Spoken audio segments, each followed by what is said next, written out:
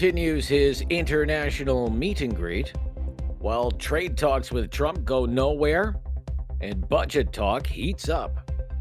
This is Now You Know. I'm Rob Snow. All the news you need to know. This is Now You Know with Rob Snow on News Radio. Two things are dominating the political discussion in Ottawa these days. There's the icy cold relationship between Canada and the United States, and next Tuesday's federal budget. Prime Minister Carney isn't around for any of it because he's in South Korea at the APEC summit. Donald Trump is there too and just signed a new trade pact with China. But back home, political leaders are navigating the fallout of Ontario Premier Doug Ford's decision to air a TV commercial that featured Ronald Reagan and angered Donald Trump. It apparently angered the American ambassador to Canada as well, so much so that he cursed and swore at Doug Ford's trade envoy in Washington during a fancy event in Ottawa. The ambassador's name is Pete Hextra, and Premier Ford wants him to apologize. Come on, Ambassador. He's a guy. You know something? I like him. Pete, you got to call Dave up and apologize. It's simple. You know, the cheese slipped off the cracker. I get it. You're ticked off. But call the guy up because you're a good guy, and Dave's my champion. The guy is just instrumental in these trade deals down in Washington. And, you know, something people get hot. They get heated. I get heated sometimes. But just call the guy up and bury the hatchet. Now, when cornered by members of the press gallery on Parliament Hill, Liberal MPs pretended they had no idea what news reporters were talking about. Doug Ford's TV ads, the ambassador's outburst. This was Liberal MP James Maloney. He's from Etobicoke. That's Doug Ford's backyard. Just one question on the U.S. ambassador who at a reception really kind of yelled at an Ontario trade representative. What do you think of for that? that Ontario ad? Yeah, for that Ontario ad. I've heard that third hand and fourth hand. I don't actually know what he said, so I don't really think it's appropriate to comment. What does it say about the state of the relationship between Canada and the U.S.? I'm not going to comment on something I didn't hear. Corey Hogan is the Liberals' only MP from the Calgary area. He also played dumb. Swearing at an Ontario trade representative at an event this week over the Ontario ad. Does that cross a line? I'm not familiar with this report, so I'm not sure I'd be able What do you to. hear? Charles Sousa is a Liberal MP from the Mississauga area. He offered up a little more context. He used to be a Minister of Finance in the Ontario government. Witnesses say he yelled, he swore at the Ontario's trade minister over the Ontario ad. Does that cross the line in your opinion? I didn't actually see the ambassador. This is the American ambassador in Canada? Yeah. I didn't catch what he said, but it obviously did hit a nerve with some in the United States. And what's important is for us to have ongoing discussions and trade negotiations. And we want to make certain that the public also appreciate what's at stake. As for Prime Minister Carney, his day was mostly made up of meeting and greeting other world leaders, such as the President of South Korea, the Prime Minister of Thailand, and the Prime Ministers of Australia, New Zealand, and Singapore. He didn't take any questions from the news media about the Canada-US relationship or about his government's budget coming next Tuesday. He's leaving the sales pitch for the federal budget up to his own Minister of Finance, François-Philippe Champagne, who was asked what public servants can expect in the budget and whether there will be deep job cuts. Champagne used the word sustainable a lot. Over the last few years, the civil service has increased at a level which I think is not sustainable. When you're looking at the use of better processes, when you're looking at efficiency in government, when you're using technology to deliver better service for Canadians, you need to come and make sure that you would have the size of the civil service which would be aligned with the need we have, but at the same time offer the best possible service for Canadians. So yes, we need to bring back the civil service to a sustainable level. And I think people have seen, and they will see in the budget, if you look at how many people we have today and what we had before COVID-19, we need to get back to something more sustainable. And I think, we'll be very transparent with people, but we're going to be very compassionate in how we do it as well.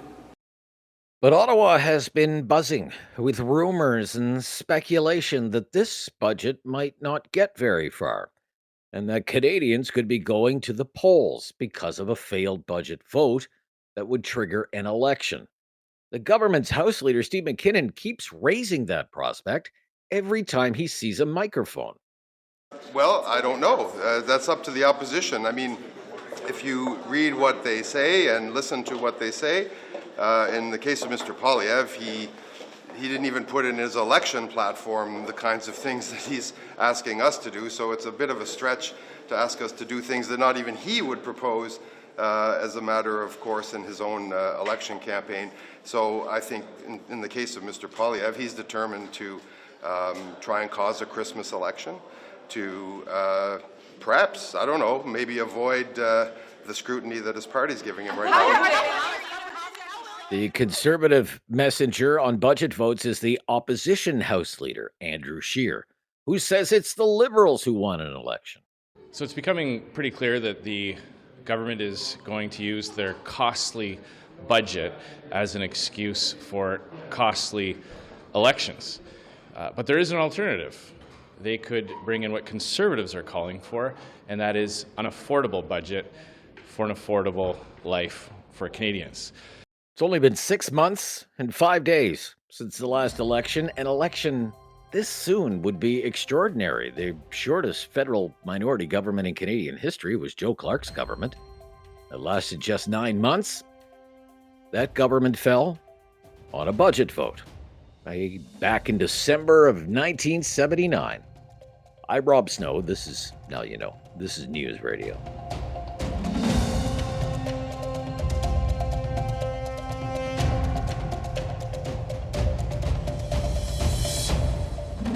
No question goes unasked or unanswered. Now You Know with Rob Snow returns on News Radio. Well, he's my friend on the right side of things. Michael Taube is back with us, syndicated columnist and speechwriter for former Prime Minister Stephen Harper. Great to hear from you today. Hey, I'm doing well, Rob. Hope you are too.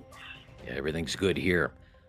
Good. Let's talk about what's been happening in Alberta, where there's been lots of pushback and even threats of a general strike because of Premier Smith's use of the notwithstanding clause to end a strike by the province's teachers. Now, also of note, the federal Liberal government is also going to argue in court that there should be limits on the use of the notwithstanding clause. I would like to know, what do you think of the notwithstanding clause, Section 33 of the Charter of Rights and Freedoms? I've never had a very big issue with it, although we know that it's been used for a lot of language laws in the past affecting the province of Quebec.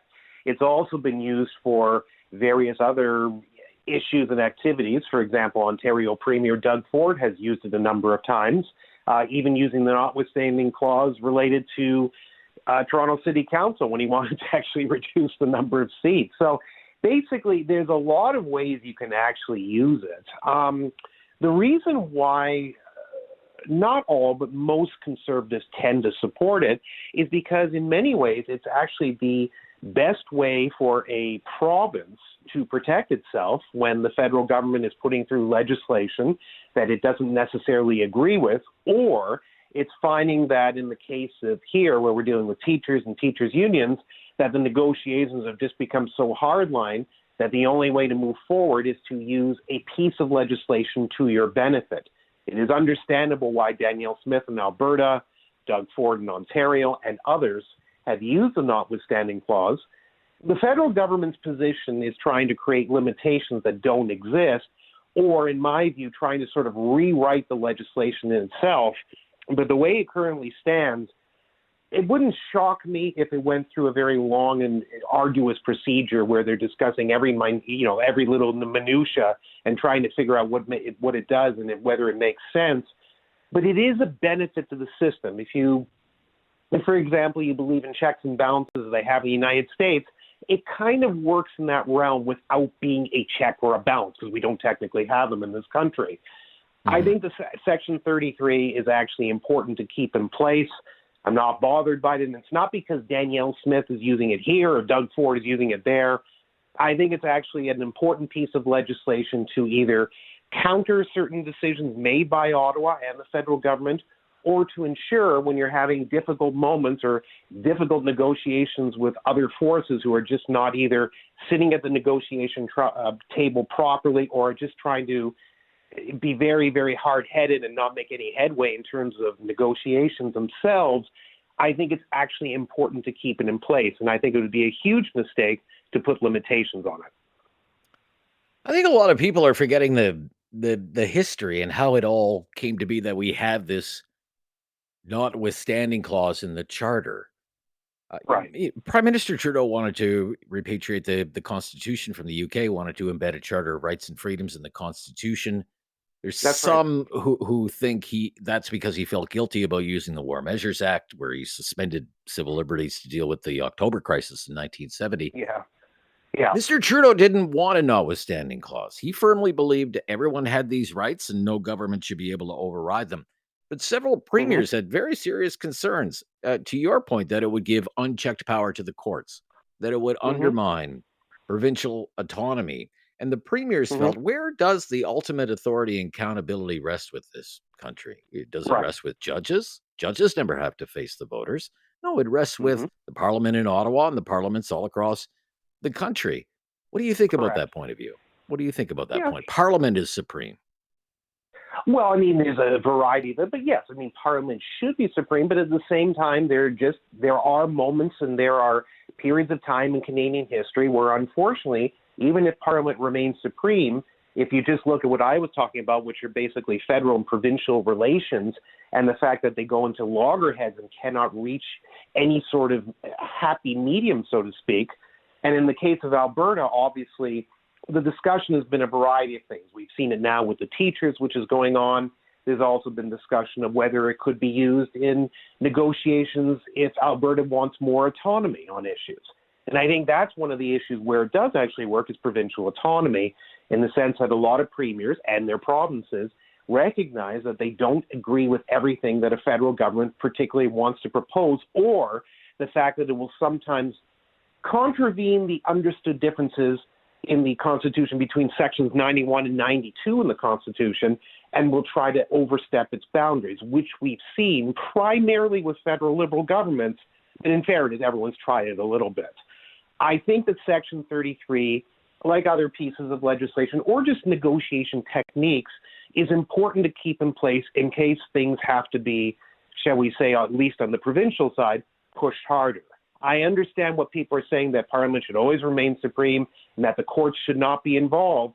But there are unfortunately moments where the courts do need to get involved in time. And it's not like Canada's unique. We see this in the United States quite often and elsewhere around the world.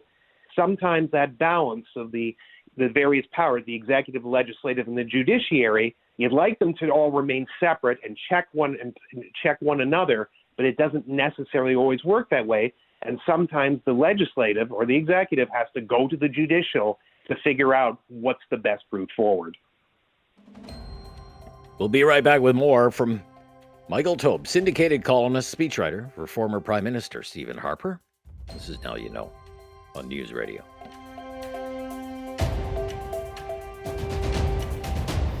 Critical thinking is not dead. Now You Know with Rob Snow Returns on News Radio. Back with Michael Taube, syndicated columnist, speechwriter for former Prime Minister Stephen Harper on this, the 30th anniversary of the 1995 Quebec referendum. Yep. I've been asking most of our guests this week, what do you remember about that event? And for some, it's been a swing and a miss because they were too young. It was too young. 30 years ago. Yeah. 30 years ago. I mean, it is a long time ago. I was a university student. I was wrapped up in it. The country was wrapped up in it. I think you and I are around the same age, so maybe you were going to university, but I don't know. Do you have any memories of the event or remember where you were or anything like that? As I recall, you and I are about a year apart in our age, give or take. And yeah, I was in university as well.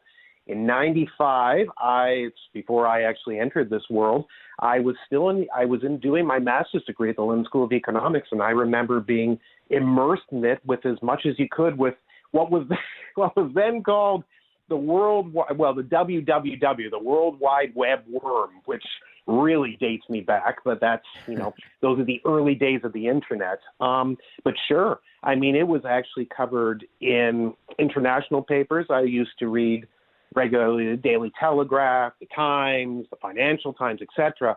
And they all covered it because it was an interesting news story. And I mean, I'm sure your memories are kind of similar to mine. We were very immersed in it, but it really looked for a period of time. And people who are our age or older remember this, but a lot of younger people don't. It really looked like this second attempt was going to go through. And it was only by a very razor-thin margin, less than 1%, that the country actually stayed together. It was very, very close, but the whole thing was extremely fascinating, as I'm sure you remember too.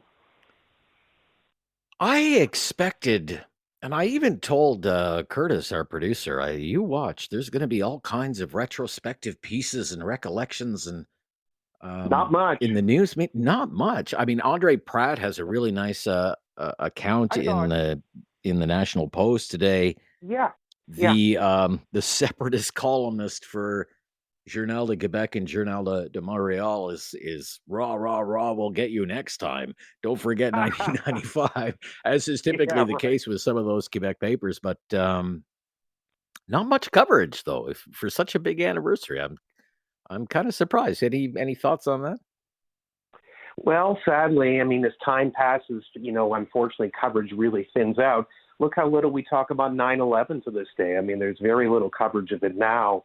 And that was a momentous world event, for many, many people, including many people who are walking the face of the earth right now. It's unfortunate, but, as important as the march of history is there are times, unfortunately, it falls off a cliff and a lot of people forget about it. But it would be nice if people would write about, and I agree, Andre Pratt's piece was excellent in that regard. It would be nice if there were more. Well, I mean, let's talk very quickly in a minute or less. Okay, so the World Series, the Blue Jays, my gosh, without George Springer and Bo Bichette on one leg, they are up 3-2 against the mighty Los Angeles Dodgers. And now Game 6 is tomorrow night. If they need Game 7, it's also in Toronto. Give us a prediction. How does it all end, Michael? I cannot explain what's been going on. I mean, you and I talked about it briefly. Toronto has played extremely well. I mean, to take 2 of 3 in LA is shocking. The LA has been so powerful at home, not just this year and last year, but in the past as they've been going through various World Series appearances and whatnot. I mean, look, they split at home for the first 2 games, so it's possible that the Dodgers can take one more. Can they take 2 in Toronto? That's a tall task. It's not impossible. Toronto took 2 in LA straight, so it could be done. But my sense is the Blue Jays are going to win the World Series, and I would never have predicted that. Wow. Okay. Thank you. We'll betcha. speak next Take care. week. Yeah. Bye-bye. Michael Taube, syndicated columnist and speechwriter for former Prime Minister Stephen Harper. There's lots to talk about on the political front. We're going to dig into it right after the news with our Newsday panel. I'm Rob Snow. This is Now You Know. And this is News Radio.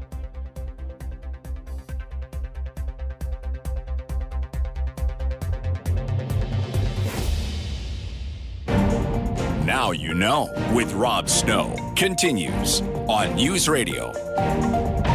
It's time for our Thursday Newsday political panel. Garry Keller is back, Vice President of Strategy Corp. How are you today, Garry? I'm great in a rainy Ottawa today. You know, Garry, I'm up in the Gatineau Hills, and we had snow flurries here this morning. No, heaven forfend. Yeah, I know. That time of year, I guess. Jeff Rutledge is here, Vice President at McMillan Vantage. How are you, Jeff? You got it. Doing well. I was just a moment ago staring out of the CN Tower and picturing a giant baseball bat. So I'm excited to be here for the game. I bet. What is the mood like in that city right now, Jeff? It must be Jays fever in Toronto. I mean, weirdly, it's edging on happiness. I think there's a bit of excitement in the air, lots of jerseys, hats, and I suspect there'll be a few kids running around tomorrow as maybe Guerrero Juniors collecting candy. So it's a good energy right now. And oh man, wouldn't that be something? Eh? That would be something. Okay, let's talk politics. there is a lot of talk in Ottawa about the upcoming budget and the lack of support for the budget from the opposition parties. It's the Liberals, though, who keep bringing up this prospect of an election. This was Steve McMillan. He's the government House leader. He's the one who keeps saying election, election, election, election, election. He's been saying it for the last few weeks. Let's listen to what he said yesterday. Well, I don't know. That's up to the opposition. I mean, if you read what they say and listen to what they say, in the case of Mr. Poilievre, he didn't even put in his election platform the kinds of things that he's asking us to do. So it's a bit of a stretch to ask us to do things that not even he would propose as a matter of course in his own election campaign. So I think in the case of Mr. Poilievre, he's determined to try and cause a Christmas election to perhaps, I don't know, maybe avoid the scrutiny that his party's giving him right now. All right. Well, Garry, I mean, what do you think the chances are of another election because of a failed budget vote? What's going on here? I think there is a lot of spin going on, and Steve McMillan, government House leader, is a very good spinner. He's a very good media person to talk to, but he's got clearly got an agenda trying to raise the stakes here. And I was joking on another podcast. I said, government House leader, tomorrow is Halloween. It's a terrible costume to try, for Halloween when you're trying to scare children into a fall election. There's not going to be an election this fall. And it is incumbent on the government of the day, having been a chief of staff to a government House leader, it is incumbent on the government of the day to find the votes to pass their budget through Parliament. So I think there's a lot going on here. But this isn't the first time we have heard this. Almost every time we have a budget in the minority parliament, we get these parlor games of, well, what about this? What about that? What if there's an election? They get this, and ultimately at the end of the day, what happens? Somebody comes through, they cut a deal, they move forward. So I think there's a lot of spin going on here and a lot of political posturing. But I bet at the end of the day, we'll find that budget passes. All right. What do you think, Jeff? Christmas election. Yeah, I think. Yeah, look, there's all of the reasons in the world, I'm sure, for many of the political crystal ball gazers on the Liberal side to look at the polls, to kind of look at the temperament of the Canadian public and say, oh, maybe we should let this fail, and maybe we should be going to the polls to try to secure a majority government. You've got the NDP who, are rudderless without a leader essentially, and the Conservatives who are still trying to find their feet a little bit in the post-election period and find some space to get their messages out in the vacuum that is everything trade at the moment.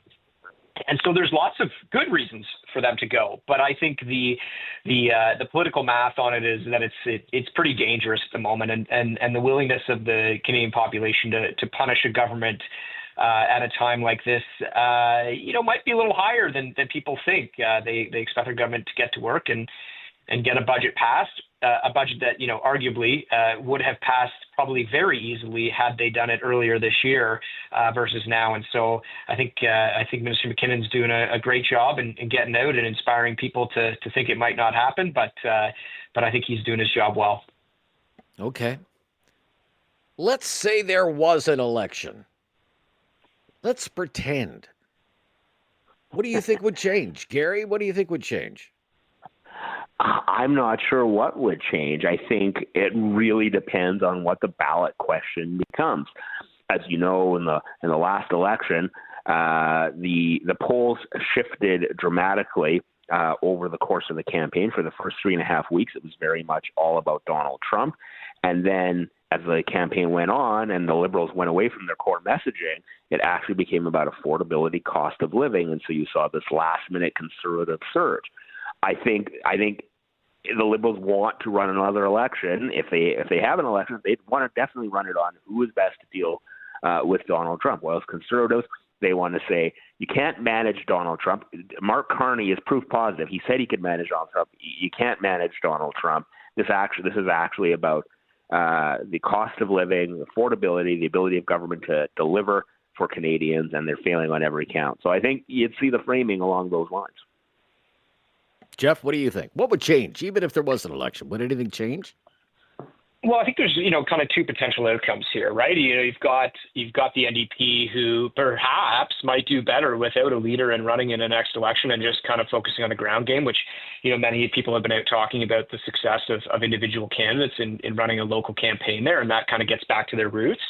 And then on the Conservative side, I mean, there are definitely some of those key ridings where, I think they able to, as Garry has said, were they able to shape the question for the ballot box around affordability, they might be able to eke out a win over the Liberals.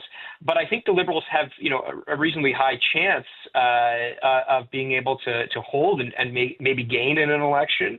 And I think part of that is, despite the fact that the Prime Minister has not delivered on he's blown through a number of his own deadlines and when he was supposed to have a trade deal, that people are just still not 100% sure they want a change. And perhaps Prime Minister Carney is what they perceive as change enough at the moment.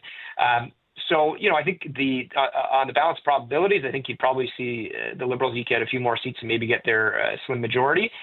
But there, again, as I said, there's lots to lose here. And you never know with an NDP who, if they didn't have a leader at the time, they could say a lot of different things, which could really throw a wrench in the gears. True enough. When we come back, the budget pitch, trying to sell the budget. Let's talk about that when we come back. Tuesday is budget day next week. Big day in Ottawa. Big day for Canada. This is News Radio.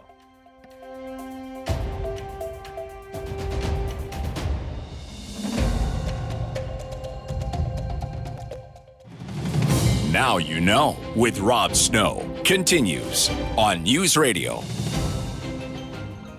It's our Thursday Newsday political panel with Garry Keller from Strategy Corp and Jeff Rutledge from McMillan Vantage. I'm thinking about how unusual this budget promo time is. I mean, typically ahead of a budget, at least recently, would be every day or two there would be something in a newspaper that would say something like, sources tell the Globe and Mail, the Toronto Star, the Canadian Press, whoever, that this goodie is going to be in the budget. And yet there's been precious little of that. Leaks to the media about some goodie that's going to be in there. Very little of that. I mean, this is budget promo time. You are supposed to be out there, promoting what's going to be in the budget. I mean, in the past, by the time budget day came, you almost knew everything that was going to be in the budget. Jeff, what do you think of this government's messaging ahead of the budget? Well, I think you're right. It's a little bit odd that they're not kind of pressure testing some of this out with the public in advance and being able to communicate some of it to be able to build some support and some buzz and energy around the budget. But I think it probably speaks to the fact that, in reality, this budget is going through one office and one office alone, essentially, and that's the Prime Minister's office. And I don't know that he has necessarily the strength on the political knowledge side to understand the value in communicating that out.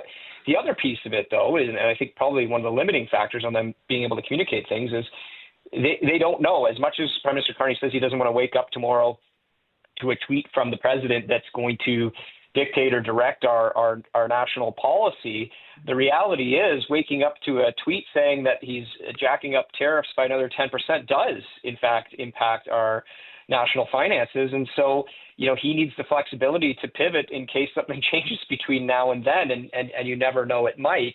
But their message around kind of generational investment and diversification in terms of our trade partnerships, et cetera, that makes it pretty challenging for SMEs to small, medium-sized businesses to plan. And those are the folks who are, to be fair, most impacted by the upcoming budget. Garry, it makes me wonder, well, jeepers, maybe this is going to be a bad news budget. What do you think? Yeah, it's been quite baffling to me, their approach to communications and setting a narrative in the lead up to the budget. A couple of weeks ago, 3 weeks ago, we saw Melanie Joly give a speech on industrial policy in Toronto that sort of had three pillars to it. We saw last week that Mr. Carney, they gave this quote unquote speech to the nation, which sort of reiterated some of that. but they haven't really done anything else around creating a narrative. And anytime you're doing political communications, you're not just doing a narrative and a one-off announcement. You're trying to make sure that that message repeats over and over and over again so that people begin to hear that. I do think, to your question about whether this is a bad news budget, I read a piece in the Taube the other day that said, this is like Dad sitting us down in his speech, who said, and there's things to come here. We have to make tough decisions. We saw Finance Minister Champagne say a few things yesterday, I believe, about workforce adjustment. And there's been all sorts of rumors going around Ottawa about where the cuts and austerity might land. In fact, one of the big areas was in the Women and Gender Equality Ministry. The accusation would be big cuts. Yesterday, they made a $382 million announcement over 5 years for funding for programs there. I think that was to get out in front of that. So I don't really know what their strategy has been, because, like I say, with a narrative, you have to repeat it, and they're not doing that. Okay. We'll be right back. Pierre Poilievre is going to do a speech in Toronto tonight to a room full of young conservatives, being billed as an important speech for him as he aims to give young Canadians hope for the future. We'll talk about that when we return on our Newsday panel. You're on News Radio.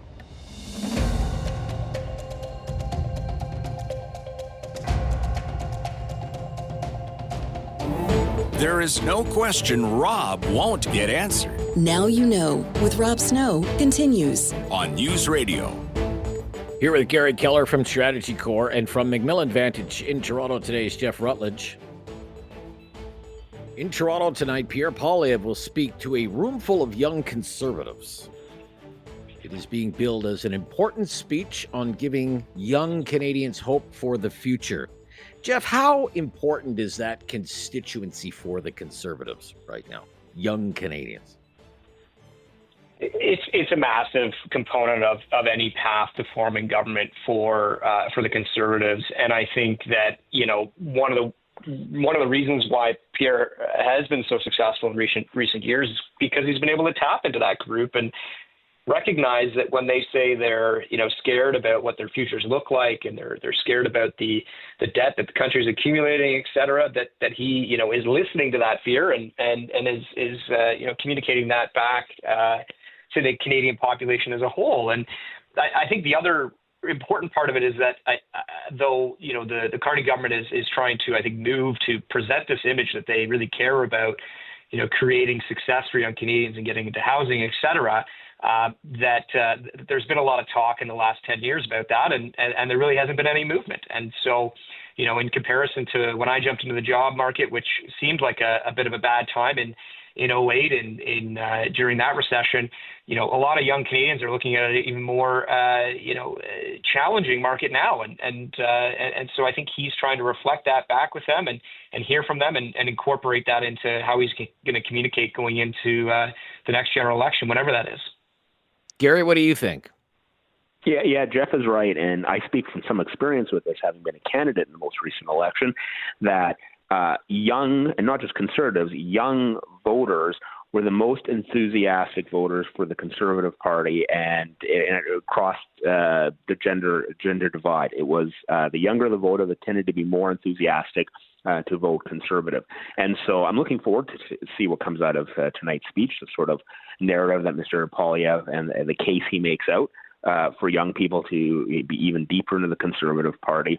And it actually reminds me a little bit, I mean, I'm dating myself here, but I go back to sort of 1993, 1997 to the Reform Party era, when again, you had a lot of young conservatives who were ideological, who were involved and were really the ones helping to really push and grow the party. So I see some similarities there. There is a little bit of difference in the sense that these younger conservatives, more ideological conservatives, are more willing to have those culture war fights. And so it'll be interesting to see. They are. It'll be interesting to see if Mr. Poilievre addresses that in his speech tonight. Yeah, I'm glad you touched on that. I mean, when it comes to young conservatives, organizers, or now we have influencers. I mean, what's your experience, Jeff? My experience, to Garry's point, they're the most ideological and I would almost say fearless conservatives of all. They're just so driven in their beliefs. What do you think? Well, I mean, they are the underpinning of many a good campaign, and I'm sure Garry had a few of them out door knocking for him the last go around. I think one of the criticisms that I've levied, though I think some of it has been addressed perhaps in the last number of years through pretty effective internship programs, but one of the criticisms that I've levied with the party is that we haven't done the best job in being able to build up and identify people who are interested in the movement and give them the ability to access training and insights and a network that's associated with being a part of a party, because it is really critical to building out the next generation of potential candidates, to building out the next generation of political staffers and the people that operate around in the policy space. And so they do tend, because it isn't always the easiest thing to do, to self-identify as a conservative on a campus, whether college or university or otherwise here in Canada necessarily. They do tend to be a little bit more ideological, but I think it's an important component of coming up through the conservative movement is being able to identify folks that are in the similar headspace as you, and also bring ideas to the front and informing, the party, including Mr. Poilievre tonight at the event. Okay. Great to hear from both of you today. Thanks for your insight. Great to be with you. Thank you. Yeah, bye-bye. Thank you so much. Jeff Rutledge in Toronto, McMillan Vantage. Garry Keller in Ottawa, rainy Ottawa today. And he is president of Strategy Corp. Talkback is coming up next, right after the latest breaking news on News Radio.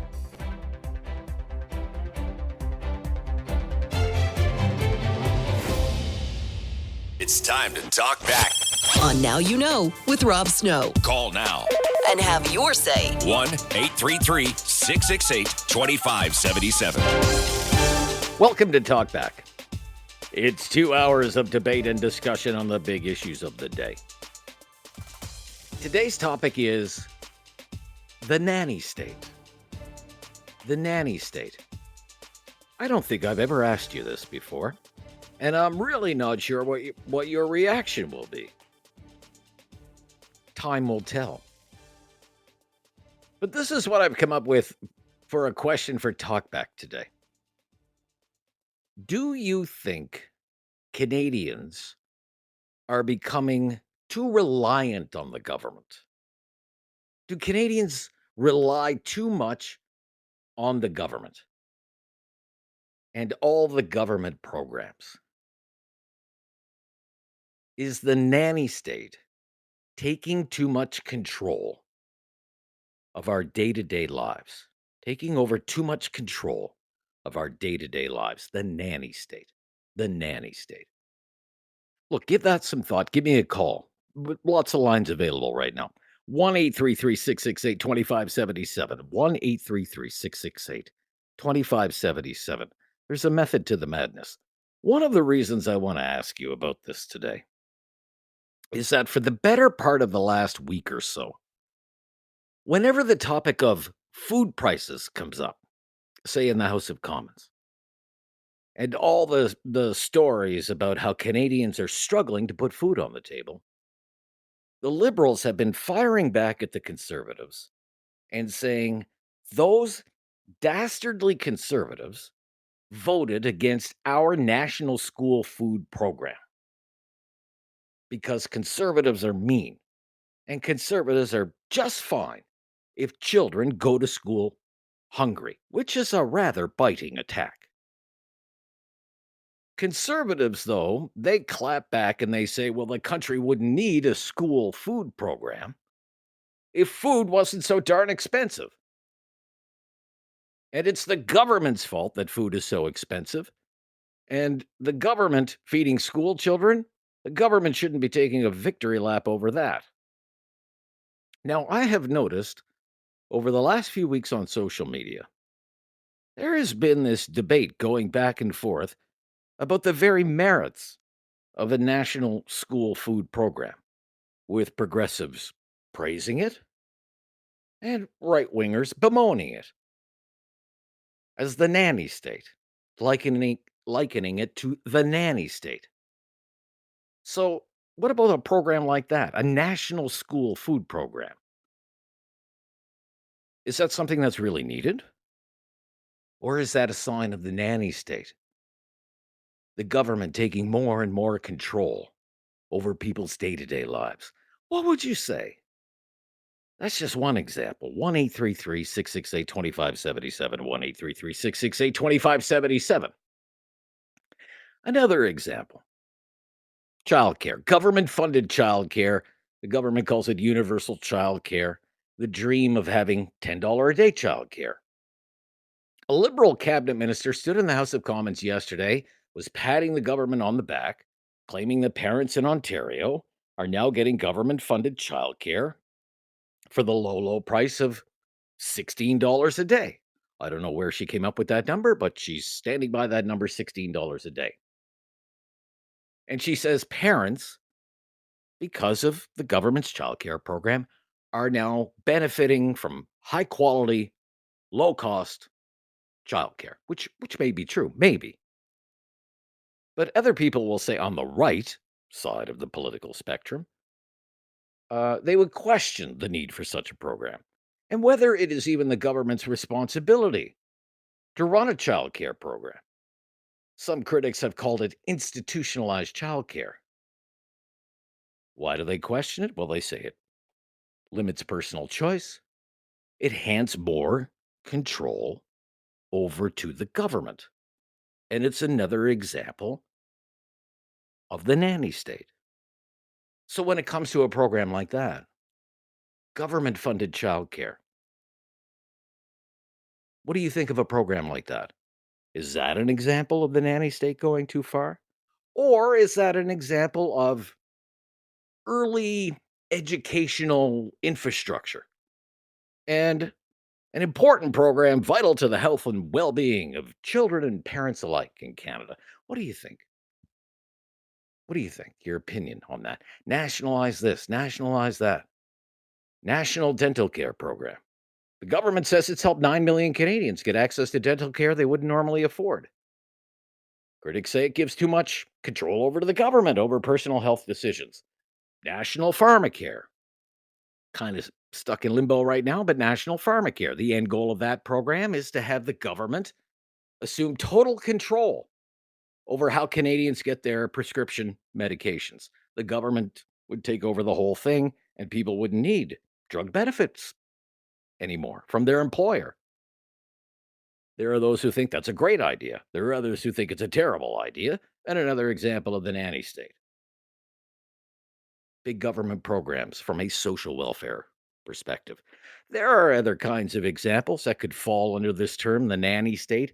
Warning labels on alcoholic beverages. There's a push for that.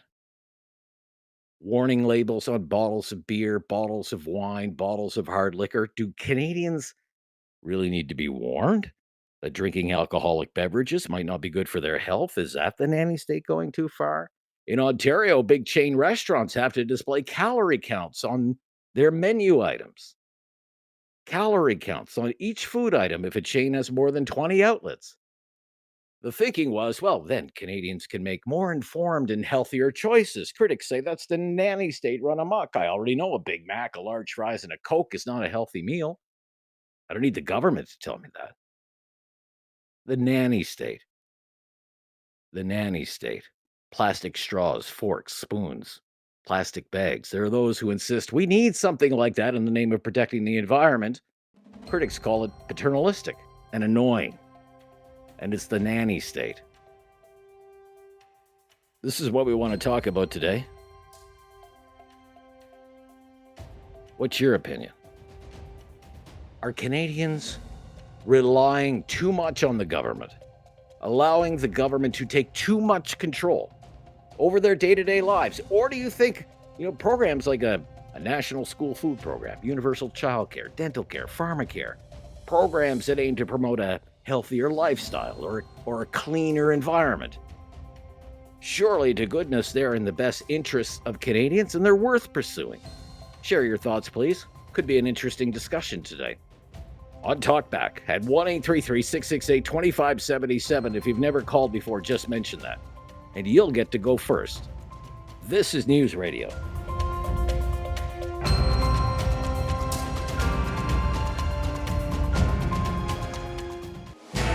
Have something on your mind you want everyone to know? Call now. Hello. 1-833-668-2577. It's Talkback on Now You Know with Rob Snow. So I'm calling it the nanny state show today, the nanny state. It's kind of an old school term, but let's kick it around. You'll get the idea. The idea is, are Canadians just giving too much control over their day-to-day lives to the government?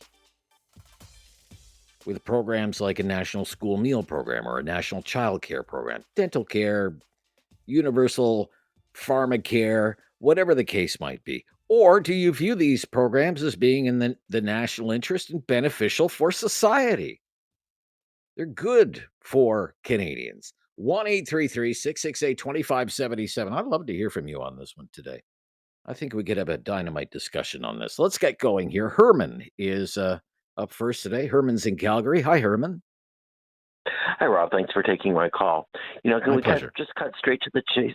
Can we just cut straight to the chase and let's consider our veterans? Our veterans have gone well above and beyond what is expected of average Canadians. And when Mr. Trudeau suggests, for example, that they're just asking for too much that the government can't afford to give, they suggest that perhaps medical assistance in dying is the approach. That's where the nanny state ends. Okay. But to the question that I'm asking today, are we giving as Canadians too much control to the government over day-to-day decisions that we make in life? We can take a look at Venezuela. On paper, they have absolutely everything promised them: health care, education, all the way through university and that sort of stuff. But when the money and the finances don't work out, literally 10 million Venezuelans are displaced from the country. Half of them, or a little less than half of them, pardon me, are resident in Colombia. These are programs, if they're not sustainable and the like, they can't be relied on. And if you're relying on your government to actually help you out, the end of the road, just like our veterans have found out, is that perhaps it's better to have you offed.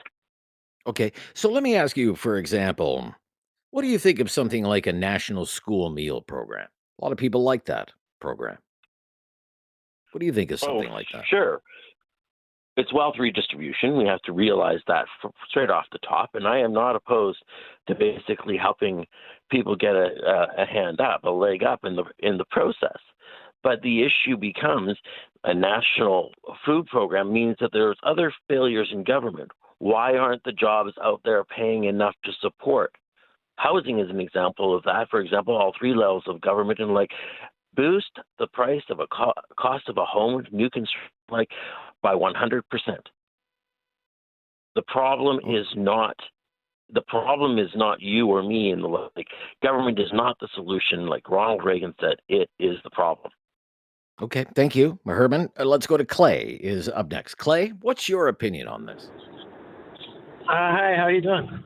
Very good, Clay. What's your opinion on this? I'm of the opinion that it has to be a balanced approach when we can for the government and what kind of benefits we get. If you look, we have a great healthcare system compared to other countries. I think that as a country, we have to look at, just how big a deficit we're running. We have to make decisions and we have to vote for people, that are going to make changes to the way we do things. If we're doing things, that are costing us too much money or are inefficient, and we have to vote for people to make those changes. I support anything related to the vulnerable sector. So children, veterans, the mentally ill, the earlier that you can combat that vulnerable sector, the less costly it becomes for us in the long run. And I just think we need to elect people that are going to make changes. We had there was such a huge support for the Conservatives, and then we got in that fear state, and we ended up putting people in that are running us such a huge deficit. I think it's important that we have to be balanced about, what we're doing. Okay. So I've Childcare given some also- examples here. Here. You mentioned healthcare. Okay. We've gone beyond healthcare now. Okay. What about things like feeding children at school? Every child at school, not just poor, hungry honest, children at school. Everybody gets fed for free. What do you think When I of an went to idea like school, that? when I went to school, I had a program where if I didn't have lunch for that day, I could go get a couple hot dogs. I always was fed by my parents. I think that's something we could save money on, but so to what extent, if I'm in grade, if I'm in grade 10, do I still need a meal? I don't know what age they cut that off, but I don't think thank it's you. complete Thank you. anymore. Good to hear from you, Clay. Yeah, we've got to run, though. Are we giving too much control of our day-to-day lives to the government? Are we becoming too reliant on what I'm calling today the nanny state? Or do you think programs like school meal programs, childcare programs, dental care programs, pharmacare programs, they have a benefit to Canadians? They help Canadians, and that's why they're good. Share your thoughts, please, on Talkback on News Radio. Have something on your mind you want everyone to know? Call now. Hello. 1-833-668-2577. It's Talkback on Now You Know with Rob Snow. Talking about the nanny state today. The nanny state. Are Canadians giving up too much control of their day-to-day lives to the government when they embrace things like school meal programs and childcare programs, dental care programs, pharmacare programs, things like that? Or are those sorts of programs important because they're good and provide benefits to Canadians? What do you think? 1-833-668-2577. 1-833-668-2577. Pat is in Kitchener today. Hello, Pat. Hi, how are you? Very good, Pat. Thank you. What's your opinion? Good. So I think that generally speaking, I believe that the greater the need to depend on the government for programs, the greater the structural problems from a policy perspective. I would rather have families be given the ability to raise kids and afford the food for lunches so that no kid needs a lunch from the government. And we create these policies and programs to essentially mask other larger structural problems in society. So, for example, there's not enough housing supply because there's too much red tape. There's too much red tape because the government wants to reduce consumption. You reduce consumption by making things more expensive. All of this because of environmental regulation to reduce carbon footprint. And so this is a structural problem that is created, and you need to create other programs that are downstream to to essentially solve problems from these structural problems that the government themselves creates. So if I could maybe just distill that a little bit, you're saying, so a program like a national school meal program, which a lot of Canadians support, I will say, you would view that more as kind of a Band-Aid solution to a deeper structural problem, being housing affordability, that's leading to decisions having to be made by parents over food choices for their children. Correct. Am I on the right track there? Yeah. I think you're absolutely right. I think a lot of people support it because a lot of people need it, because a lot of people can't afford, let's say, to pack lunches for their kids because they have to wake up at 6 o'clock to go to work. But in a better society, a mom would be able to wake up at 7, pack a lunch, a good lunch for their kids, either stay home to look after the house or go to work. And, you don't necessarily need 2-income households to be able to support a decent or an average house. And so ideally, I want the family to look after the needs of the kids, not the government. And people support these programs because they're dependent on them because of the structural problems that we've created. Yeah, really interesting call, Pat. I'm glad you called. Thank you so much. Have to stop here, though. If you are on the line, please just stay right there. We'll bring you up to date on the latest breaking news, and then we're right back to our topic today, the nanny state. This is Talkback on News Radio.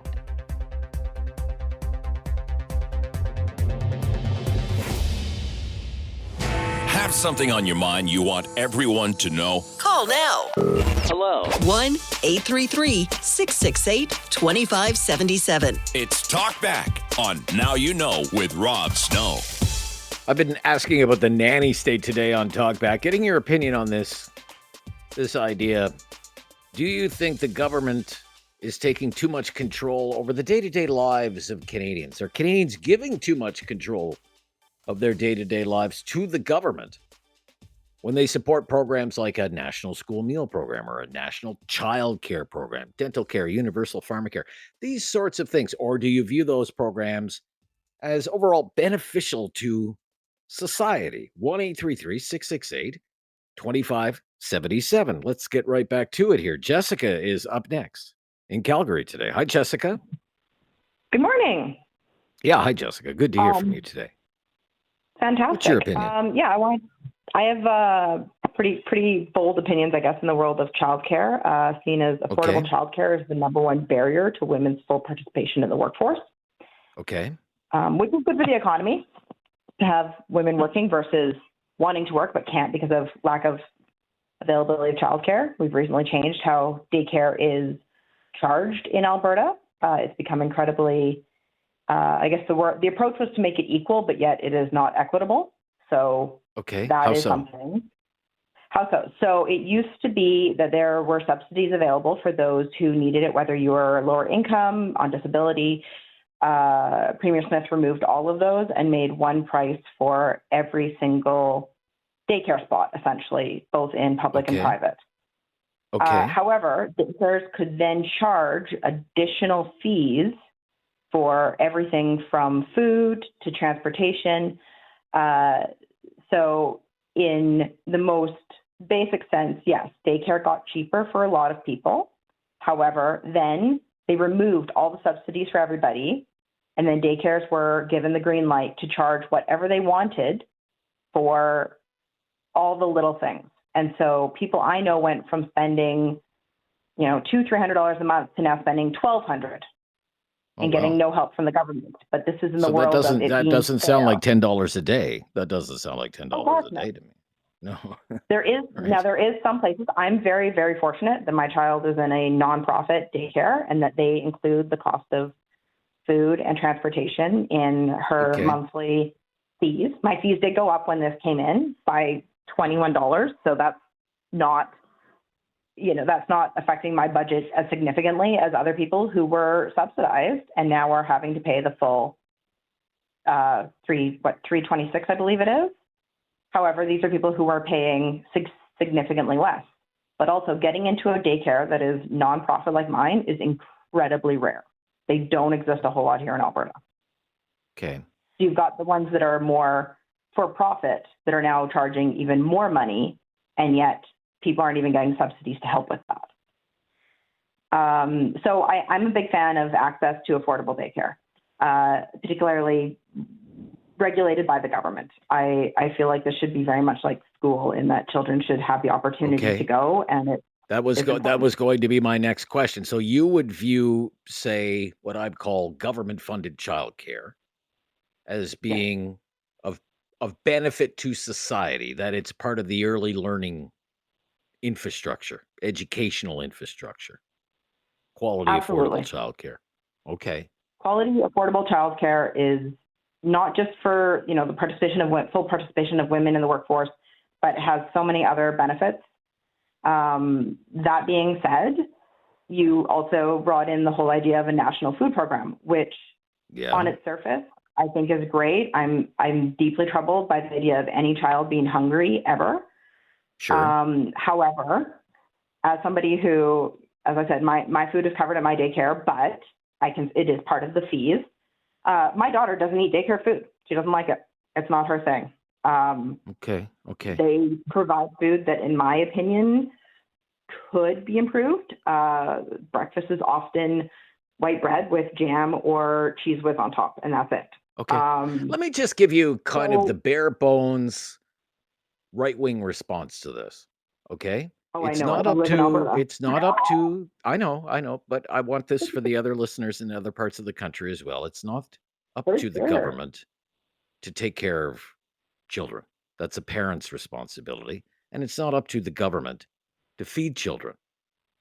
That's a parent's responsibility as well. What do you think of that viewpoint?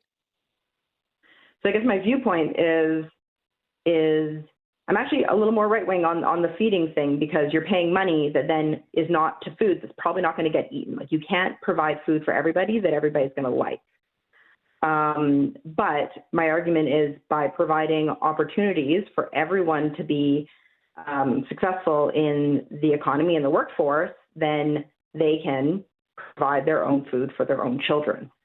That being said, so I mean, I guess that's kind of goes back to my point of I do see advantages of having food programs across the country. However, I don't know that it's going to be financially effective, because you can't please everybody. And there's so many individuals. Thank you, Jessica. I'm just going to wrap up our conversation there. I don't mean to cut you off, but we do have some other callers that I'd like to fit in here, like in Dartmouth, Nova Scotia today. Chris on the line. Hello, Chris. Hi, how are you doing, Rob? Very good, Chris. What do you think? I can't I'm 55, and I can't remember a story when the government has ever been commended for how efficiently or well or fiscally responsible they run a program. Now, I could stand to be corrected, but I can never remember one. What these programs are doing is, I believe they are making us a little more reliant in some cases. They're taking tax money from all of us and spending it on programs that they see as a priority, which I guess is government's purpose. But I work with international students, and on the food program, they come here to Canada, and I find out that most of them have hot meals in their school every day at lunch. That's very common around the world. How they do it, I don't know, but I'm guessing there's lessons to be learned by our government if they really want to do it efficiently. Secondly, is I think the government should not be just buying our food or buying our daycare. I think the money would be better spent by improving access to programs that allow us as Canadians to improve ourselves in our situation, such as education. The cost of education could probably come down significantly, and education at all levels, not just post-secondary, not just doctorates. How about if I want to change careers and I'm 45 and I want to go back to trade school or something like that, and not have to jump through a million hoops? I think job retraining, when you lose your job, for instance. Government daycare, I think government daycare is probably money well placed for the reasons that the lady previous to me mentioned. Access to work, to access to daycare severely limits many people's access to a higher or better or a job at all. Daycare spaces are rare because it's not a business that can make money, and people don't do it to make money. So if you need more spaces, unfortunately, the government's going to have to do it. But I'm kind of, there's some things they're good, and some things I think they should try and stay out of, and maybe a Band-Aid. But other than that, I really think the programs to allow the people to improve themselves are probably where the money needs to be spent. Very good. Thank you, Chris, for sharing your opinion today. Talkback. Back with more of your calls. 1-833-668-2577. I think there are 3 lines available there for you. Love to hear from you today. This is News Radio.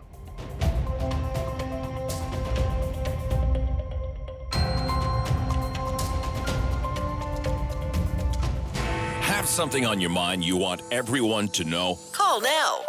Hello. 1-833-668-2577. It's Talkback on Now You Know with Rob Snow. I'm calling it the nanny state. This is our discussion about the nanny state. And gathering your opinions today, are Canadians giving too much control of their day-to-day lives over to the government? With national school meal programs, national child care programs, national dental care programs, national pharmacare programs, or do you view these programs as being beneficial to society at large? 1-833-668-2577 as we go to Robert in Halifax today. Hello, Robert. Yes, it's retiring. I've been hearing your program quite a bit. You can see I'm rather elderly from my croaky voice, but these are my points.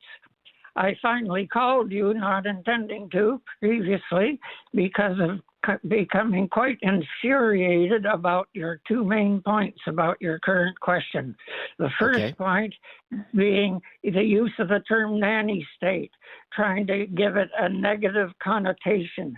How about instead calling it the compassionate, caring, supportive state? Not grandmothers do those sort of things, but the term nanny, you're trying to give it a negative connotation, and it has all these programs are positive. The second point is that you make is about giving control to the government.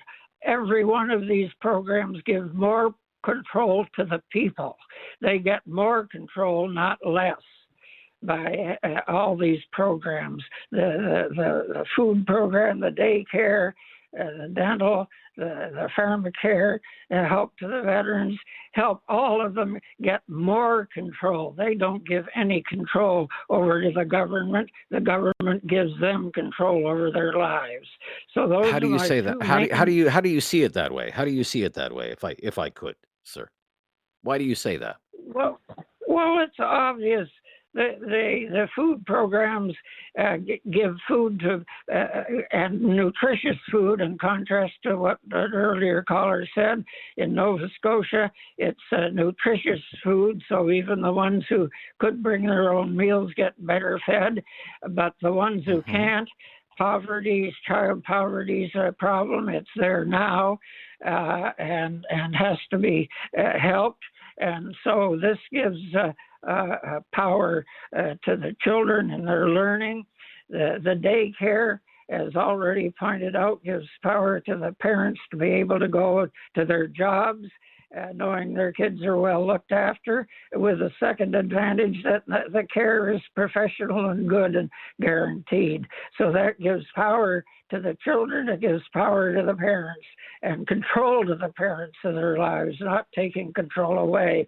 The dental care, people who haven't been able to get their teeth fixed, they get control over their dental care and that for their life. Every one of them gives control to the people, not to the government.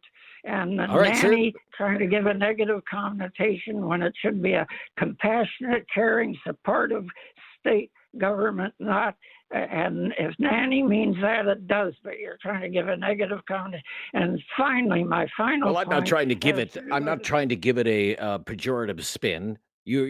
I'm sure you're well acquainted with the phrase "the nanny state." I didn't come up with it. It's been around forever, sir. But I appreciate your call and I appreciate your opinion. You are taking a certain view, and it's a popular view, and I appreciate you sharing it today. That's why we do Talkback, and you call back anytime, Robert. Be right back on Talkback on News Radio.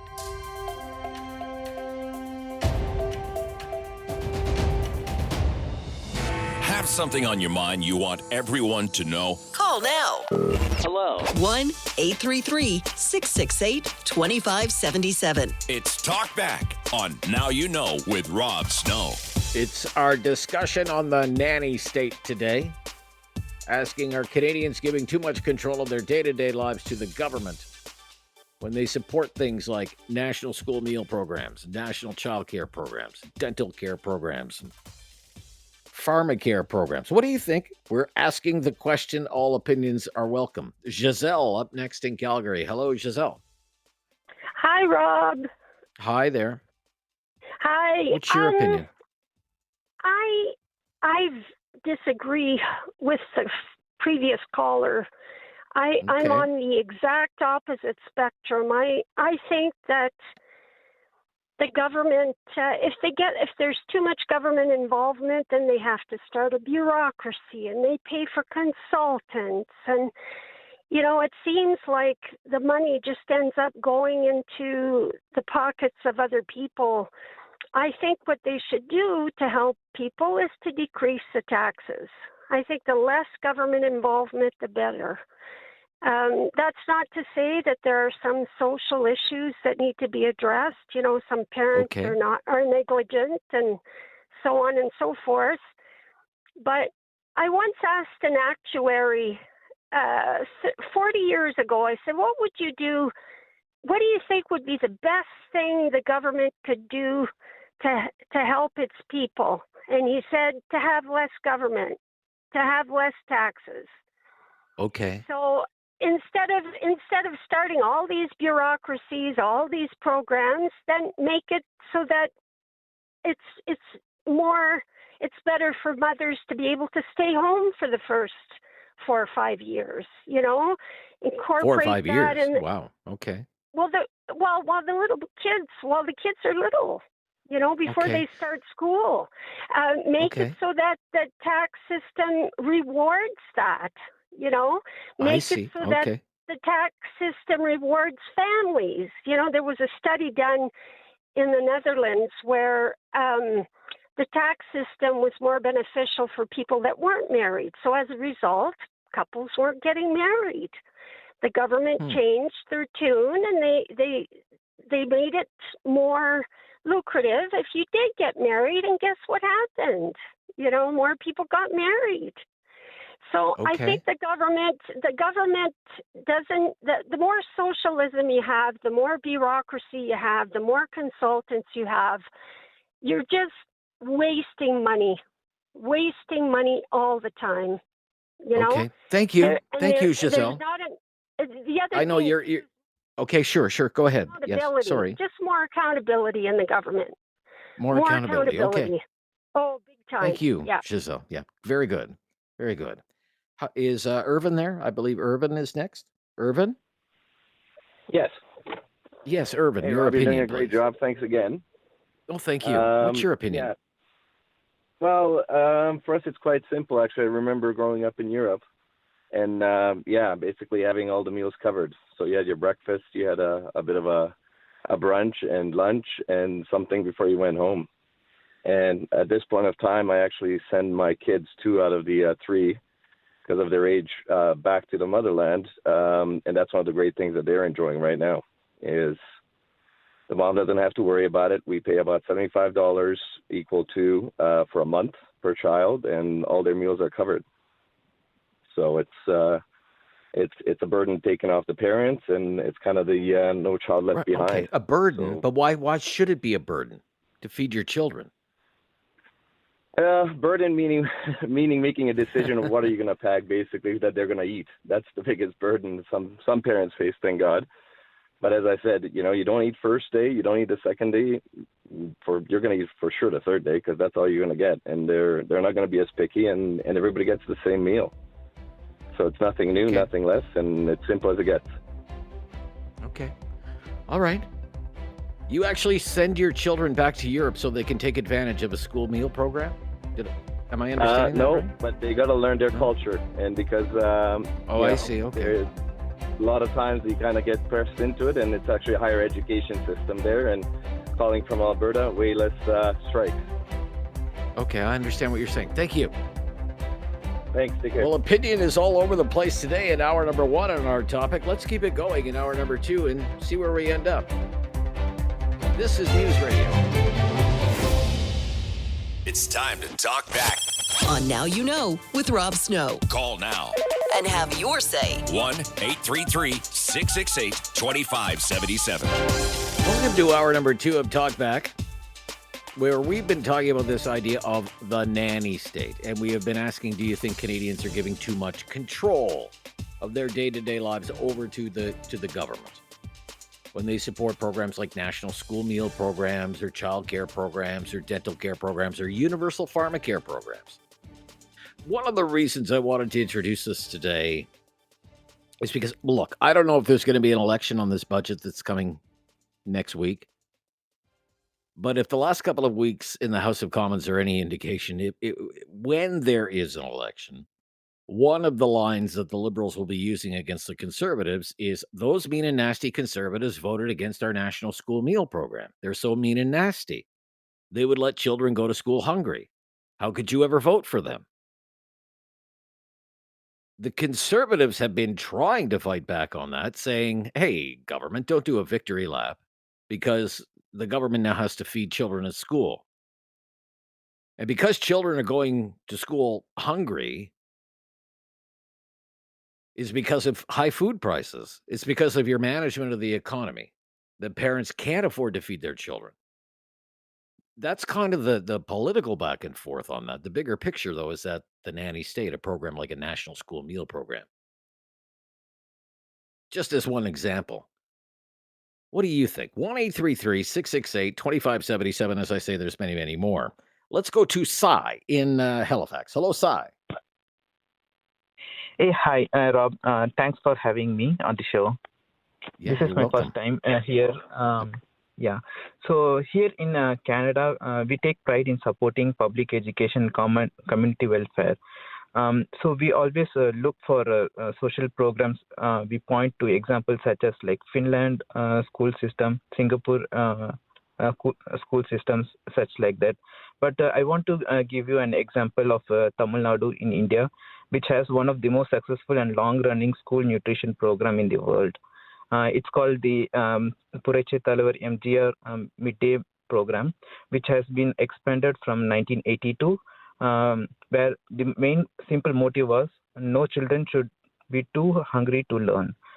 So the result was very much remarkable. Like there was a higher school attendance, there was reduced dropout rates from the school, and also improved the child nutrition for millions of children over there. Yeah, and so the success of this program was like there was a like balanced menu designed by the nutrition expert, then the fortified ingredients for anemia and vitamin deficiency. Then there was like the school vegetable gardens, employment for like a lot of women in the community. So these are like some of the benefits of that program. So sometimes we have to just look for any welfare development from different government and just take that program and be used to them in Canada. So okay, let me ask you a question. Yeah. Let me ask you a question, Cy. And I'm not disputing anything you're saying. And I am saying publicly there's widespread support for this program. It's a popular program. Yes. The counterpoint would be it's not the government's job to feed children. That's a parent's job to be feeding their children. And if parents are unable to feed their children, then the government should find out why is that the case? Why is that the case that children are going to school hungry and try to fix that, the root cause? How did it get to that point? What's going on in society? What's going on in that household? Why is it the case that those children or so many school children are going to school hungry? What do you think of that? So I think like the parents may be like at a very low income paying job and they have no time and energy to look after the kids, and they can't provide that nutrition value that the kids require in these days. So for those reason and consideration, we cannot leave the kids like nutrition deficiency. So I strongly encourage the government should take care of this deficiency. If we can't provide just the salary increment or like increase in wages will not only help to see this, but it's government. I think strongly believe that government has to take care of this midday meal program. All right. Thank you. Cy, you've had your say, but let's move along to Paul in Red Deer. Hello, Paul. Hi, Paul. Hey, hello. Hi, Paul. Rob. What's your opinion? You must have 5 or 6 lines because I heard you say there's 3 lines available, and I've waited for 5 or 6 people. But my opinion is, when I was in, I'd just like to go back a minute here. So when I was in school, we got milk if we couldn't have, if we couldn't afford anything, we were able to get a little jug of milk, and it wasn't good, like delicious milk. It wasn't out of a fridge or anything. It was cardboard milk that tasted like cardboard, but I was thankful to have that. But I don't think that, I think what we've done to our society today is taken away so much self-worth that they're now becoming dependent on the government. And that one fella there, he kind of drove me a little nuts because I would go as far as to say we're a welfare state, not just a nanny state. But this is what I'm seeing out there. All right. I was just waiting for you to give me a comeback. But no, I thought you were going to continue there. Go ahead. Yeah, no, there's so many things that you touched on earlier that I'd like to touch on. But like with the meal program, I think with the meal program, one thing that would be good is if a family should show a financial statement, and then if they are financially, and then like a financial statement, and I've always been under the impression that like a means the money test. They call going? that a means test. They call that a means test. Do you have the means or don't you have the means to feed your children, for example? Yeah, a means test. I think they should do a means test if they're going to be a part of any kind of food program at the school. And I have lots of friends that are on age that they themselves, they think it's a joke because like it wasn't easy to get on, but once they got on it, they tell me about how much money they have at the end of the month because they go to all these different food banks and stuff. That's where they get their food. So their H money is all theirs. And just different things like that. Like I think we've really done damage to our society by how much is being given instead of people being able to, try to provide for themselves. Fair enough, sir. And let me just say, Paul, I think we have 5 or 6 lines. I know the wait was a little long, and I appreciate you being patient. But I also make an appeal to first-time callers, and that I would make their call a priority. And Cy had never called before. So kind of bump them up the line a little bit. I hope you'll appreciate that. We want to hear from as many new voices all the time as we can. It grows the circle of the discussion, if you will. Hope you understand that, Paul. And thank you for your call. Yeah. And we'll be back with more of your calls on News Radio.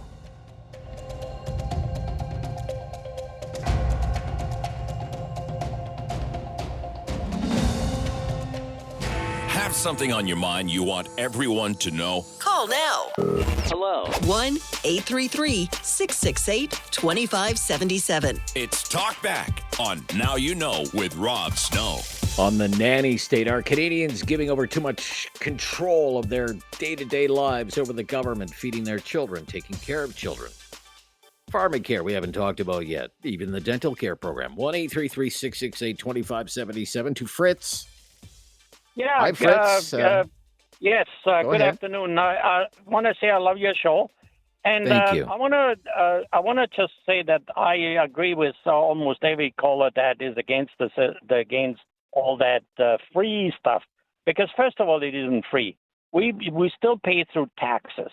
Let's face it, the government only prints money, but the other stuff comes from the taxes. And we know that when the government spends money, first of all, it's not efficient. So it means we pay more in taxes than we actually get back. The second thing is, if you look at Economics 101, it says that the more money that the government spends, the higher the inflation is, which means that's why everything is getting more expensive. But the government doesn't see it that way, because my side to all this free stuff is it is simply a way to get more votes. And it is favored to, and I'm sorry, it is favored to the provinces that need more of this simply because there's a higher population there, so that they get more votes out of these provinces that can, they're more in favor of it. So that's the school, for example, Fritz, if I could, the school meal program is nationwide. All the provinces have signed on to that. The child care program, same thing, and they're cost shared between the provinces and the federal government. And all the provinces, even those with conservative governments, which is most of them now, have all signed child care agreements with the federal government. Right. So I agree, because it's a vote getting system. That's why the liberals, they can argue, oh yeah, we want, the conservatives want to take it away from the people and so on. That is purely a vote getting scheme as far as I'm concerned. So that's my thing. All right. Okay. I don't have any more to add. So what do but you I do? Well, I bet you do, Fritz. Well, what if I say, well, what about the child who's going to school on an empty stomach? What do you do about something like that? Well, if they had to pay less taxes, then they could actually afford to pay it themselves. And the one caller said, oh, they got more control this way. No, you don't have the control, because now you're getting told what you can get from the government, and there's all sorts of conditions. They only pay it in certain ways, which means the government decides what you're going to get and in what style you're going to get. That, to me, is not control at all. That is the government trying to, it's almost like social engineering. They want people to do this and this and this, and that is actually meaning government control. And yeah, I don't see it any other way. I live in Calgary. I have to admit, I live reasonably comfortable, but I'm also at the level of income where I'm just high enough so I don't qualify for most of it. So for me, it's not a convenience, but it also means that my taxes still go to the programs, and I have no control over where that money goes. Thank you, Fritz. Yeah, I appreciate your point of view, sir. Thank you. Esther in Kitchener is up next on Talkback. Esther, hi there. Hello, how are you? Hi, very good, Esther. Thank you. What's your opinion? So I have a few things to say. Anyway, sure thing. Y'all should watch the Midas Touch, the Canadian Midas with Charlie Angus. He's amazing. And not this last gentleman, this guy that just talked, but the older man before that.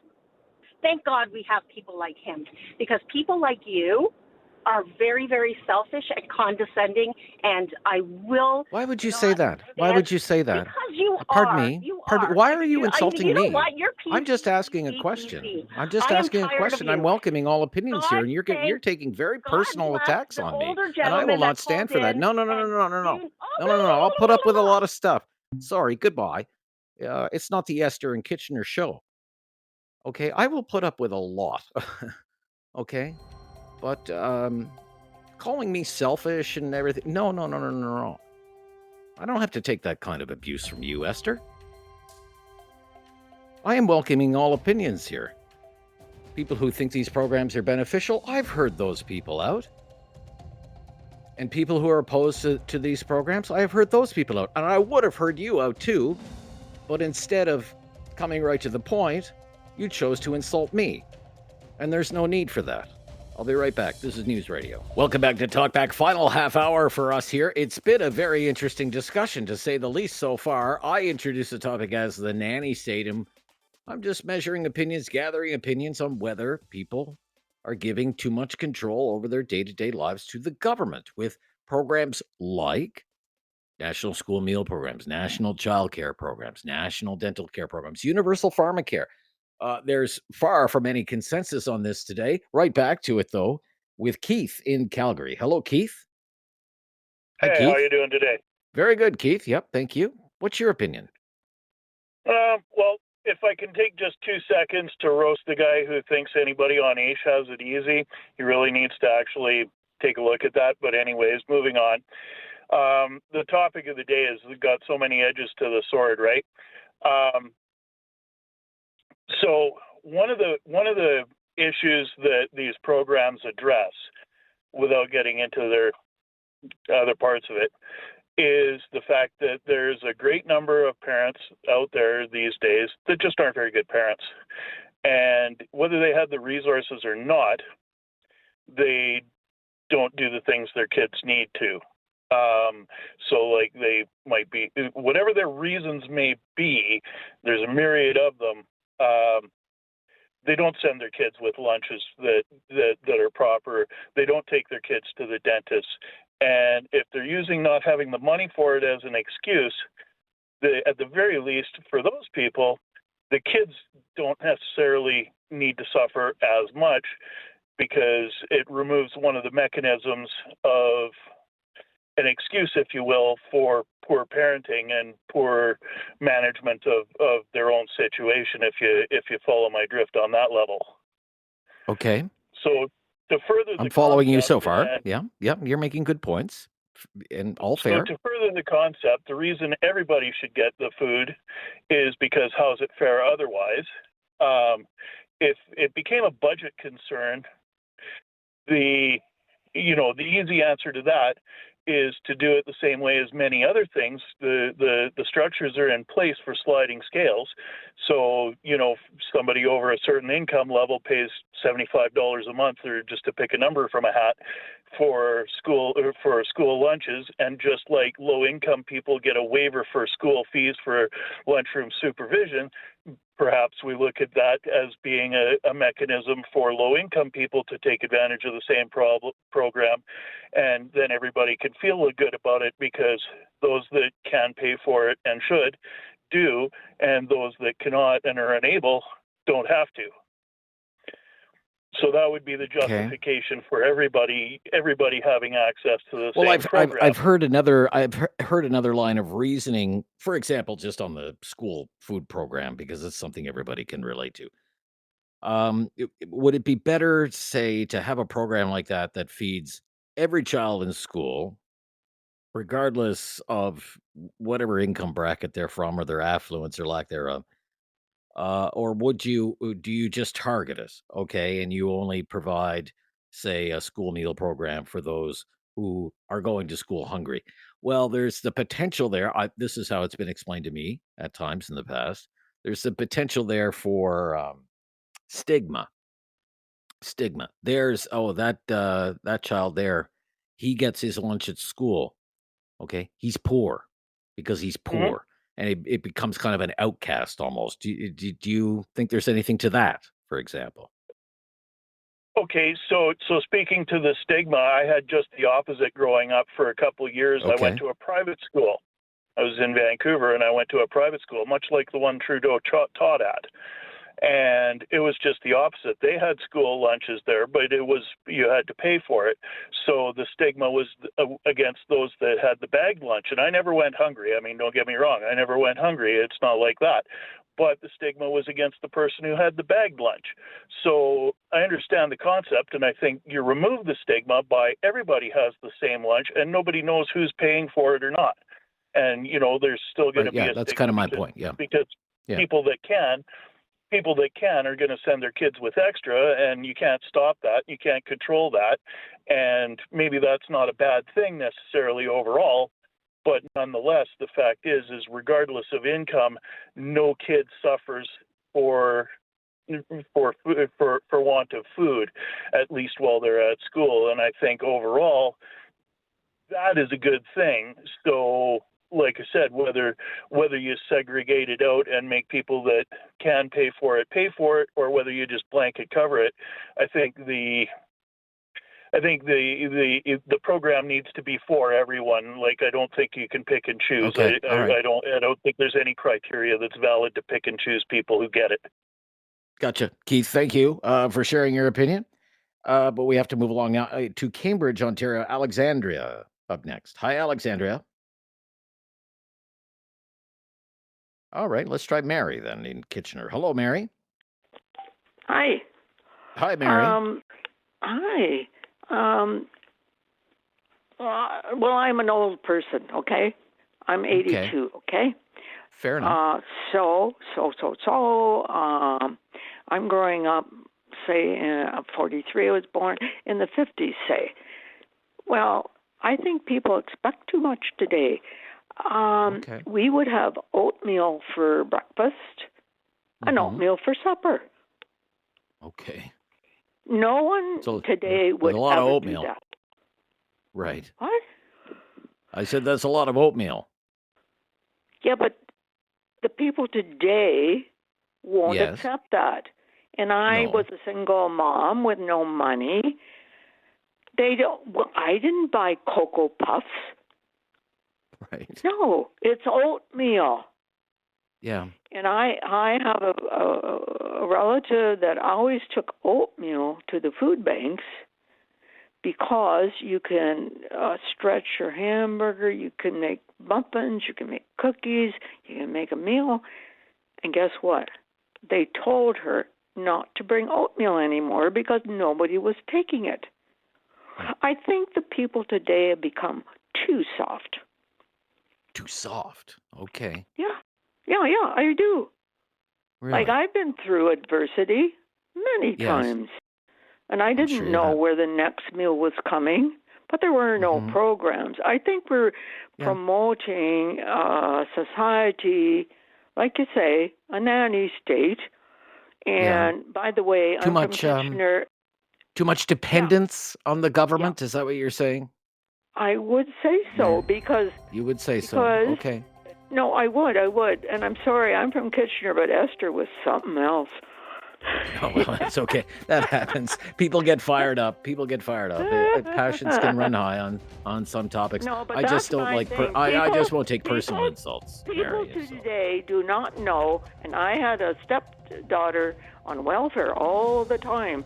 When she got the welfare check, pizza, whatever.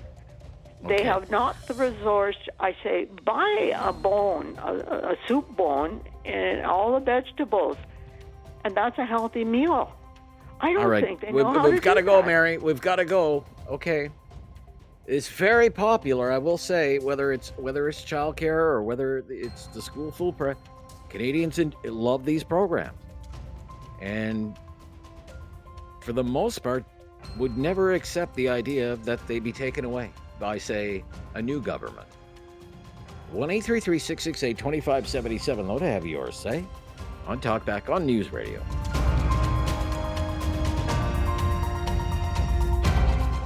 Have something on your mind you want everyone to know? Call now. Hello. 1-833-668-2577. It's Talkback on Now You Know with Rob Snow. It's a discussion about the nanny state. The central question is, are Canadians giving over too much control of their day-to-day lives to the government when they support national school meal programs or childcare programs, pharmacare programs, dental care programs like that? Or, and this is the other side, are they in the national interest? Are they beneficial to the health and well-being of Canadians, parents and children alike? And we are hearing from both sides today, and passions sometimes run high. 1-833-668-2577. Let's go to Herman is up next. Hi, Herman. Hi, how are you, Rob? Very good, Herman. Thank you. Good. What's your opinion? Hey, Rob, I just wanted to... my opinion, I think they're all great programs. But besides that, it's already been proving that all these programs work. Not every social program, just the ones you're bringing up today. They've already been proven to help kids do better in school, help single mothers or single parents better themselves. This is all scientifically proven. What it comes down to, and I don't know if you remember me, but I've called you a couple of times, and I like to describe myself as a cheerleader for Canada. Okay. My opinion is I want to live in a I talk to a country lot of where we people, help. sir. So No, I know. I talk to a lot of people. Yeah. Okay. Yeah, I know. I'm sure you do. I'm not insulted if you don't remember me. All I wanted to say is I want to live in a country where we help the poor and we help the people that don't have the same opinions, opportunities as everybody else. That's the country I want to live in. And for people calling in today or people that have thoughts on this, it just comes down to that. What kind of country do you want to live in? Do you want to live in a country that doesn't help people so you can get a few pennies more for your taxes? Or do you want to live in a country where you can walk out the door and see the government working, you know? But don't get me wrong, there are social programs that need to be questioned. But these ones for the school, the lunches and all that, for sure. Yeah. But for example, just if I could, the National School Meal Program feeds every child, not just low-income children who may be at risk of going to school hungry. Is that an appropriate use of resources? Or should assistance like that, I'm just asking the question, I'm open to hearing your opinion, of course. Be more targeted, for example. Like selective. Targeted. I think that comes down to the parent too. Like for me, I lived both in Montreal but now I live in Calgary. Montreal for the longest time, it was $7 for daycare. Here, I was paying for my kids. They're all grown up now, but I was paying $45 a day. So one of us was basically working just for the daycare, right? But I still brought, and that daycare, they provided everything, diapers, if your kid needed it, the lunches, everything. But people back home, they were freaking out. They were like, because I would still bring my own lunches for my kid because I wanted to kind of, I just wanted to control what my kid was eating. I wanted to know what their intake was. Right, and I wanted to be familiar at home for what we eat. It's just a personal thing, right? But no, I don't have a problem with feeding every kid if that's what it takes. You don't miss out on them. I just wanted to mention one thing. You give a counter question of why? Why do we have to feed certain people's kids? Those questions do get asked, Rob. They do get asked by school counselors. Like if they see a kid not eating or bringing their lunch, they're watching. That's their job. They watch for that. And they ask because there's no easy answer to that. Every situation is different, right? It could be immigrant parents that the mother just got here and the father's still back in the car. It could be anything, right? A million different reasons. So to ask a broad question on, we should be asking on why we have to feed those kids. Well, those questions I just want to say they are being asked. They are being asked. Okay. They are being addressed. All right. Yeah. I do remember your call now because we were talking about something previously. What struck me, you were originally from Montreal, right? You said originally from Montreal. Yeah, you're talking about native. And you live in Calgary now. Yeah. Calgary okay. now. All right. Yeah. I don't know what we were talking about back then, but I remember something about Montreal came up. All right. Thank you. Goodbye, Herman. Very good. Let's keep it coming, folks. There's lots of time to fit you in. Another 30 minutes of talk back ahead, but we do have to bring you up to date. Busy news day today, and lots to tell you about the latest breaking news next, and then more of your calls on News Radio. Have something on your mind you want everyone to know? Call now. Hello. 1-833-668-2577. It's Talkback on Now You Know with Rob Snow. All right, right back to our phones on our topic of the day, the nanny state. Zach is in Calgary. Thanks for calling, Zach. You're on the air. What's your opinion here, Zach? Hi, Rob. Hi, Zach. I might have a bit of a surprising opinion for somebody who's under 30. Okay. But I'm a big believer in subsidiarity. Do you kind of understand that concept? Subsidiary? What do you mean by that? So I really do believe that as a society, we have to address things at the most local level possible. Okay. I think, historically, we had a lot of systems and structures, like on a community level, that supported people who were struggling. If you were going to church on Sunday and you saw, a member of your congregation was, hungry or something of that, to that effect, you had the community that would come around and help you. Something that the one caller earlier said, it was kind of funny. He brought up about parents. You always hear this about parents being so bad and they can't take care of their own kids, and they imply that it's a majority of parents, and yet they trust the federal government, who doesn't know the eye color of my children, their birthdays, their names, to be able to wrap their arms around. I can't. Okay. It's bewildering to me. Okay. So for you, when you talk about this kind of localized support system, you would be thinking of, say, community centers, churches, local churches, faith-based organizations, whatever, right? Yeah. Stuff like that. And right? I honestly think they do a better job. You look at, this is a good example. It's in the States, but the EBT program is about to run out, I think, in a couple days. There's 45 million. It's their kind of food stamps. It's like food stamps. Yeah. Okay. Yeah. So there's 45 million people on EBT. How many of those 45 million people do you think are on the brink of malnutrition or starvation? I don't know. I would have no idea. I would. Has there ever been a case of somebody in Canada, barring abuse of like a child, obviously, and that's horrible. We can all agree on that. But is there a person in Canada, who, like a sane human being who's on these programs, not a homeless person with a mental illness, that is on the brink of starvation or has died of starvation? Right. I don't know if there's even one. And Right, but 40% of these people it's on not the about UBC really being on. I wouldn't say it's really being about on the brink of starvation, but children's ability to learn, say in a school environment, you would grant me, would be compromised if they're hungry, Oh, right? of course. I Right. think, Yeah. I think a lot of it has to, I would like to see on these school programs what kind of food they're eating too, because we do have a obesity epidemic, even in children across the United States and Canada. And I don't know exactly. I haven't looked into it. You might know better than me, like the kind of food that they're providing. And again, it just comes down to me. I think it should be as local as possible. I think the parents should obviously have, with anything, right? Even educating your children. You are the primary educator of your children as parents. And I think Canadians have lost that concept. Yeah, I would say these are cost shared programs, again, federal, provincial government, and then I'm sure the provincial government would, because it's responsible for education, would give a certain amount of funding to the schools, and then it would be run by the local school administration. That's not local enough for you? The local school? Well, running a local like, school food program? What's more I'm not local than totally, that?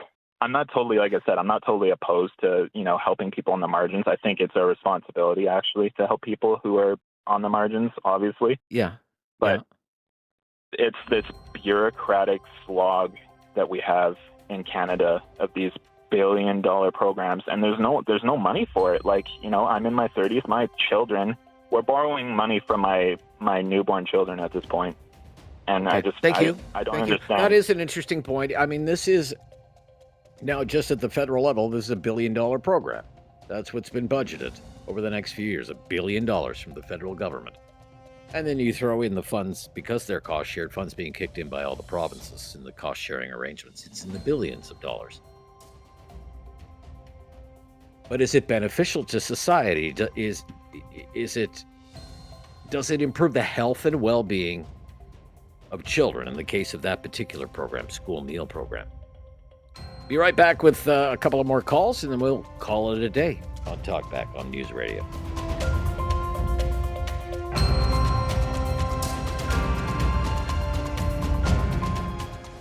Have something on your mind you want everyone to know? Call now.